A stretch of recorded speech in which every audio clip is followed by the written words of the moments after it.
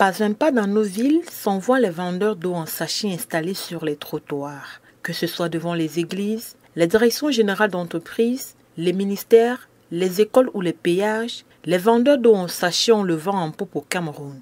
50 francs CFA, c'est à ce prix raisonnable que les consommateurs arrivent à désaltérer leur soif. Et en ce temps de chaleur, ils sont de plus en plus nombreux, ces élèves, taximens, fonctionnaires et simples usagers de la route qui s'arrêtent devant les glacières posées sur des étals pour se rafraîchir.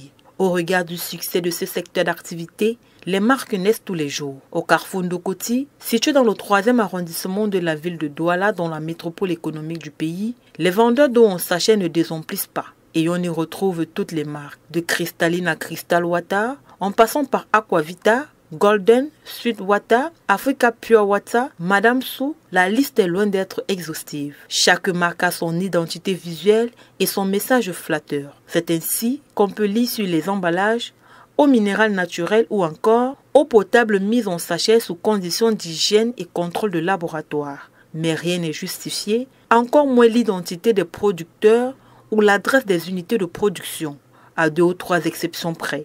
Mais pour la plupart du temps, rien n'est clair, que ce soit le siège de ces marques, ni la provenance même de l'eau. Ajoutez à cela les règles d'étiquetage qui ne sont généralement pas respectées. C'est peut-être les réalités socio-économiques qui amènent beaucoup plus d'un à se livrer à cette activité, car la fabrication dans les unités artisanales ou industrielles et la distribution de cette eau font travailler de milliers de personnes. La vente d'eau en sachet semble-t-il nourrir son homme, mais les consommateurs ne connaissent pas la provenance, encore moins le conditionnement de l'eau en sachet qui leur est vendue. Il faut dire que si certaines structures agréées fournissent une eau minérale d'excellente qualité sur le marché, parce qu'elles sont assistées par des laboratoires d'analyse reconnus, d'autres par contre, qui fonctionnent dans l'illégalité, conditionnent cette eau dans des abris de fortune ou familiaux, impropres avec un matériel rudimentaire, défectueux et délabré. Toutes les marques sont censées disposer d'une autorisation délivrée par les autorités. Certaines ont même meilleure réputation que d'autres. Un certain nombre de clients disent s'être déjà posé des questions sur la provenance de l'eau qu'ils ingurgitaient. Dans les établissements clandestins de production d'eau en sachet, ce sont près de 1000 à 2000 sachets d'eau qui sortent par jour de ces lieux et qui sont ensuite déversés sur le marché, faisant leur bonheur au détriment des consommateurs innocents qui ont besoin d'assouvir leur soif. Une situation qui met aussi en péril la santé des consommateurs et les expose aux maladies telles que le mal de ventre, la diarrhée et bien d'autres maux encore. De plus, après leur utilisation, les sachets plastiques se retrouvent généralement sur la voie publique, plongeant la cité dans une insalubrité déconcertante, une autre façon